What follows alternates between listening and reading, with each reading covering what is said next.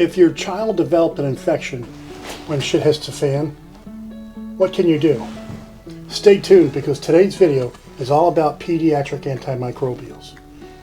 Make sure to watch about what antimicrobials you can use and stay towards the end to watch which ones children must avoid. Albendazole brand names include Albendazole, and there are generic versions. The concentration is usually 200 milligrams of albendazole per ml. A single dose of 200 milligrams for children age 2 and older, and dose may be repeated after 2 weeks to ensure complete eradication.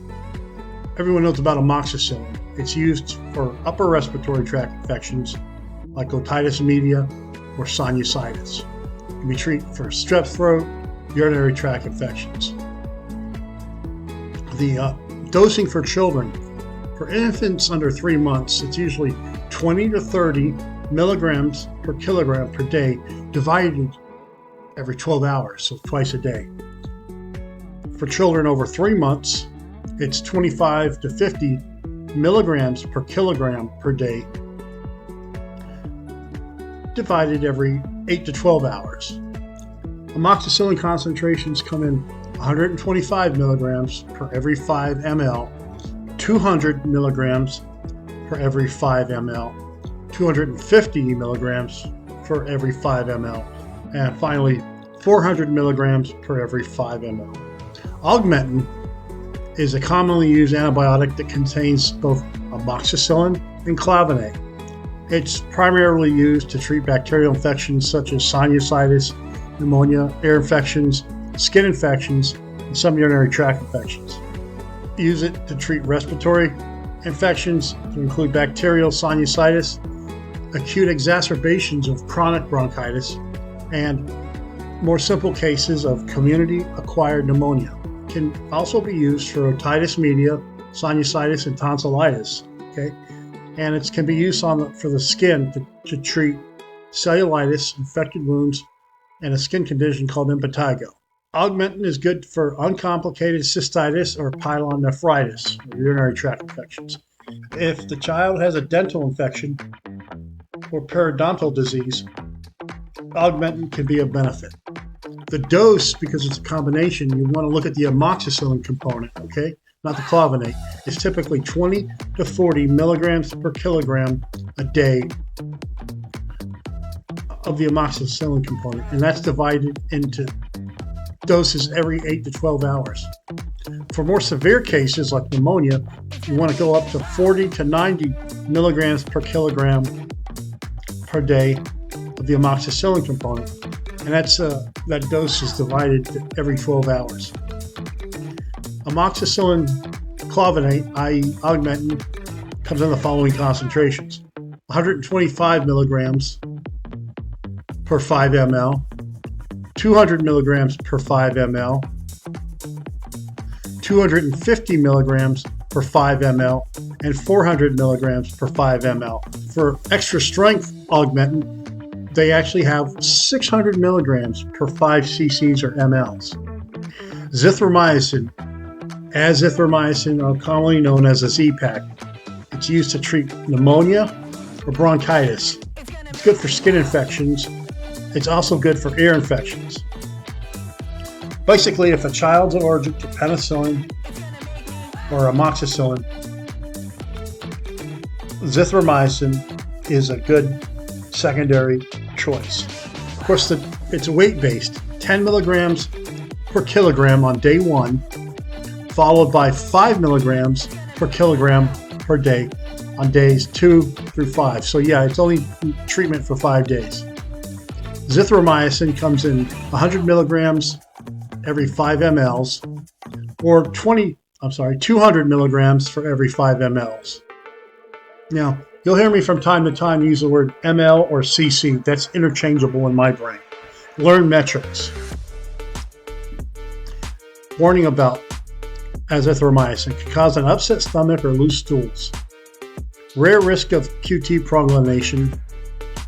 That means your heart rhythm is expanded and your heart slows down. but you got to know the family history of that. Cefdinir, which is a cephalosporin, otherwise known as Omnicef. It's a bigger gun. It's used for bronchitis and pneumonia, for ear infections that don't respond to Amoxicillin, Augmentin, or Azithromycin, and good for sinus infections and skin infections like impetigo. The typical dosing for children include 14 milligrams per kilogram per day, either as a single dose or divided up into 2 doses. Of course, Cefdinir is available in 125 milligrams per every 5 ml or 250 milligrams every 5 ml. Keflex, the old Keflex, Ceflexin, which is one of the earlier cephalosporins that came out. It's used for soft tissue or skin infections, bone infections, some respiratory infections. The dosing varies, but it's usually 25 to 50 milligrams per kilogram a day, divided into every 6 hours or every 12 hours. The concentrations of Keflex include 125 milligrams per ml, 250 milligrams per ml. Now, my preference with Keflex is to give it that dosing every 6 hours. If you're going to go with 50 milligrams per kilogram per day, you calculate what that is, and then you divide that into 4 because you're going to give it every 6 hours. If your child's allergic to cephalosporins, if they're allergic to penicillins, 99% of the time they can take cephalosporins. Know that it can cause nausea and or diarrhea. Clindamycin, also known as Cleocin. We use it for severe skin infections, bone and joint infections. It does work for respiratory tract infections and certain infections caused by anaerobic bacteria. It penetrates deeper. The typical dosing is 10 to 40 milligrams per kilogram, and you divide that into 3 doses depending on the severity of the infection. You're going to have to do your research on Cleocin. The clindamycin comes in 75 milligrams per every 5 ml. Of course, this is given as an oral suspension. So, metrics time, folks. Antibiotic dosing are based on milligrams per kilogram per day, given as a single dose or as 4 times a day, 3 times a day. You got to know your metrics. Next, antifungal medications are used to treat infections caused by fungi, such as yeast or mold. In children, these infections can range from superficial skin infections to more systemic fungal infections. Fluconazole is an antifungal. For infants under 2 weeks, the recommended dose is 3 to 6 milligrams per kilogram every 3 days, every 72 hours. For infants and children aged 2 weeks to 4 months, the recommended dose is 6 milligrams per kilogram every 72 hours. And for those children that are aged 4 months to 11 years, the recommended dose is 12 milligrams per kilogram on day 1 as a loading dose, followed by a maintenance dose of 6 milligrams per kilogram once daily. And once your child is over the age of 12, you can use the same dosing that you would use for an adult. Fluconazole comes in 10 milligrams per ml and 40 milligrams per ml. Ivermectin, folks, also known as Stromectil, its treatment of certain parasite infections, including river blindness and threadworm infections. Pediatric dosing is based on weight, of course. It's usually between 15 to 25 kilograms.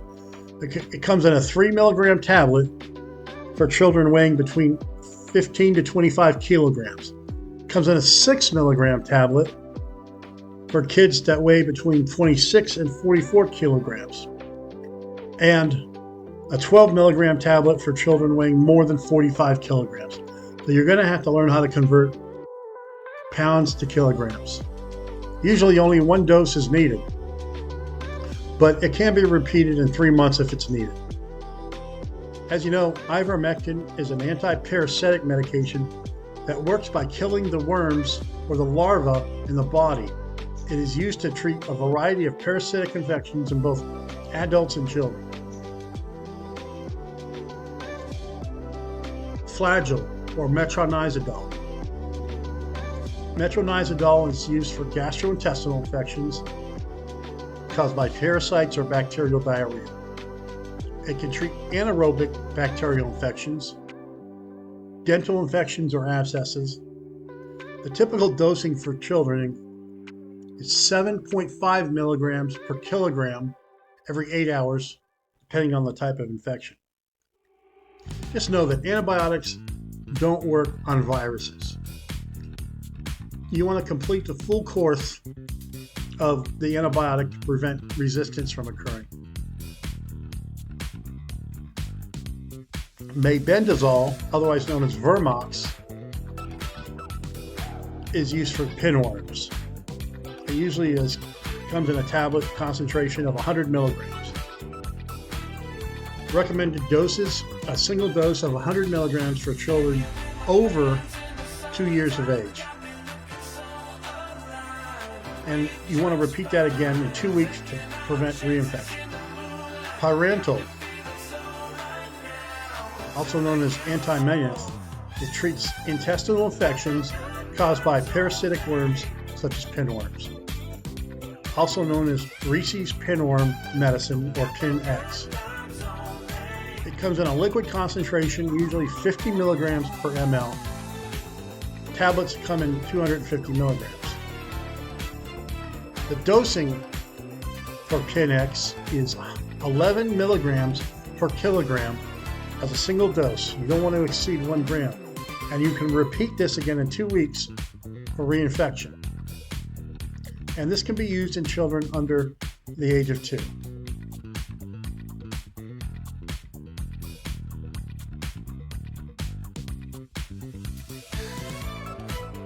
In children who are immunocompromised, pneumonia, skin infections caused by MRSA. The dosing is based on the triamphorin content, 6 milligrams to 12 milligrams per kilogram per day, divided every 12 hours. Now understand that this medication is based on the triamphorin dose, not the sulfa dose.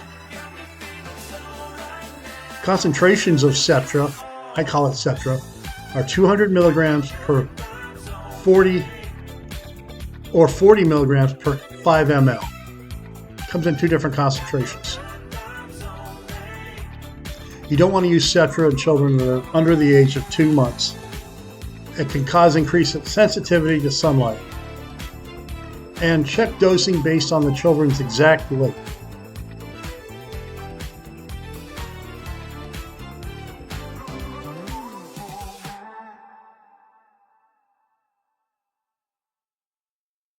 Avoid these antibiotics in children. Doxycycline. It's an antibiotic that's commonly used to treat a variety of bacterial infections, including C. diff and pneumonia. And it's not recommended for children under the age of 8. One of the main reasons to avoid doxycycline is because its potential to damage the teeth and the bones.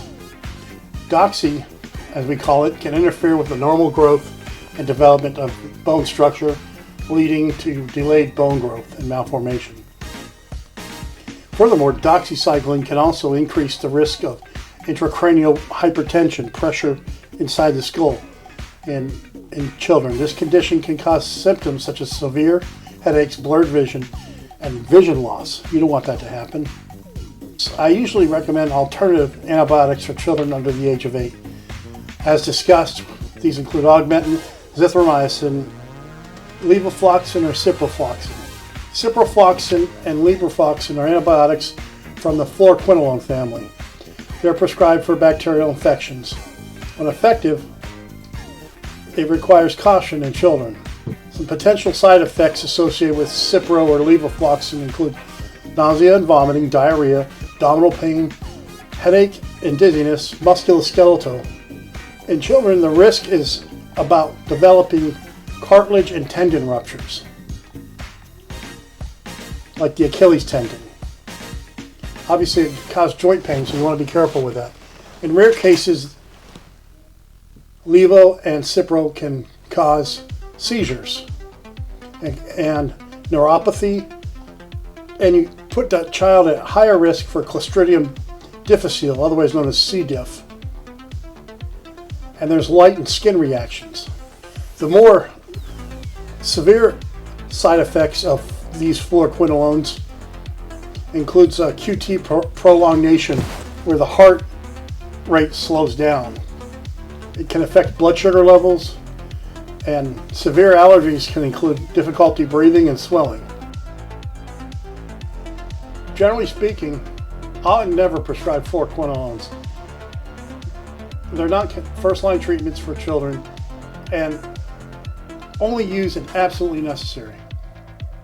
Pediatricians, infectious disease pediatricians, would be the only ones that I would recommend. Some specific conditions that you may encounter when shit hits the fan with children can include pneumonia. As you can imagine, with pneumonia, the children start breathing fast, develop a fever, have chest pain because it's hard to breathe. The first line treatment is amoxicillin, 40 milligrams per kilogram per day, and 2 divided doses for 7 days. Alternatively, cefdroxamine. It's 30 milligrams per kilogram per day divided in 2 doses. For severe cases, require hospitalization with IV antibiotics like ampicillin or gentamicin. Another disease process that we have to worry about when shit hits the fan is diarrhea and dehydration, likely caused from the rotavirus or bacterial causes. And this is something real when shit hits the fan. I've seen this happen. Watery stools, dehydration, dry mouth, sunken eyes, low urine output. There's oral rehydration salts. Administer 50 to 100 milliliters per kilogram over 4 hours and assess the hydration. You can also give the children zinc supplements, 20 milligrams for children over 6 months and 10 milligrams for children under 6 months for 14 days. In cases of diarrhea where you suspect that cholera is a culprit, let's say you hear about it in the news, the treatment is azithromycin, also known as Z-Pak, 10 milligrams per kilogram for 3 days. Don't take anti-diarrheal drugs. Focus on rehydration. The next disease process that we want to talk about is malaria. Fevers, chills, sweating, vomiting, diarrhea, severe fatigue. Treatment includes artemisinin-based combination therapy, artemether-lemifrate, and IV medications. Sepsis. Sepsis is when infection overwhelms the body. You have a high fever, or in late cases, the temperature goes down.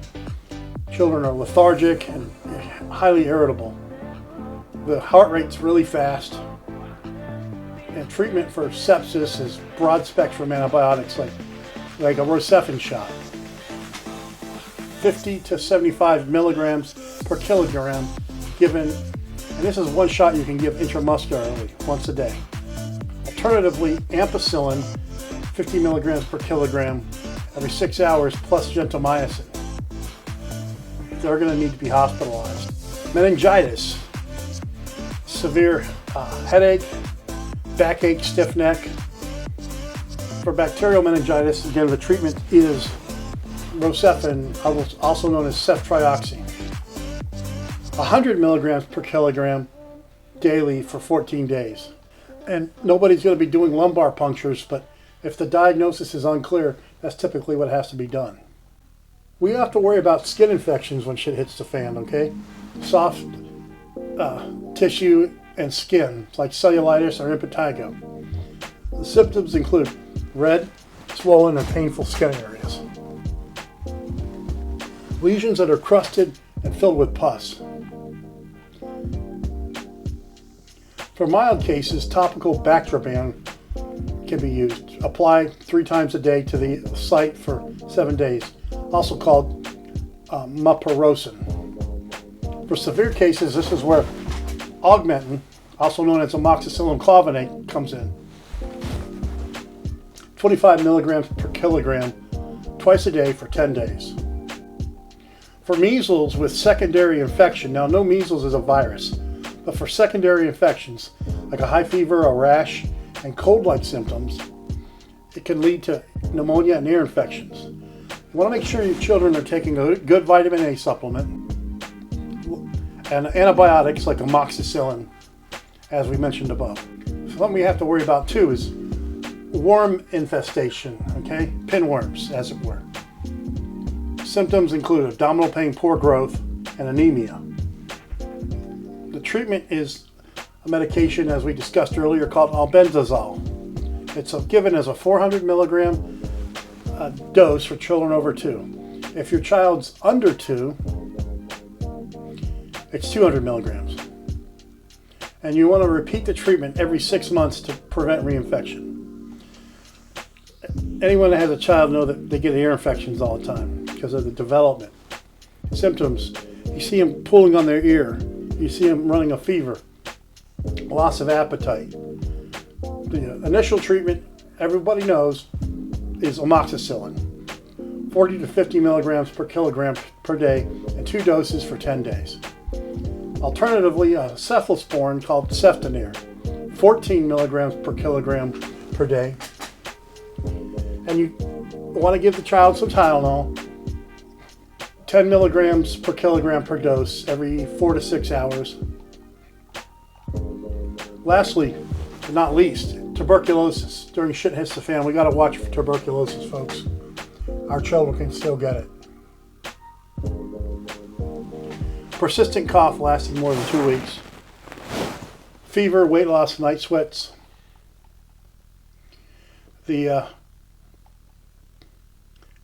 treatment is a 2-month intensive therapy, including isoniazid, rifampin, and pyrazinamide.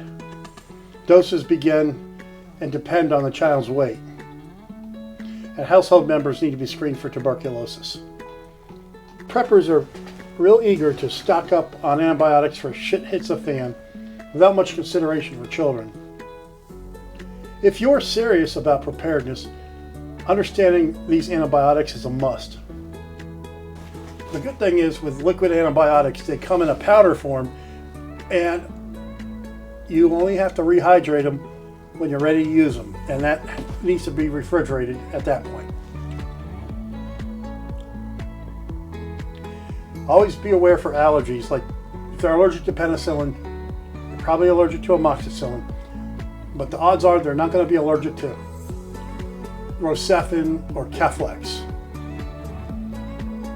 You know, stockpiling items like food, water, and first aid supplies is common, but one area that gets often overlooked is pediatric antimicrobials. These life-saving medications can be crucial in treating infections and preventing complications when a health professional like myself is not available.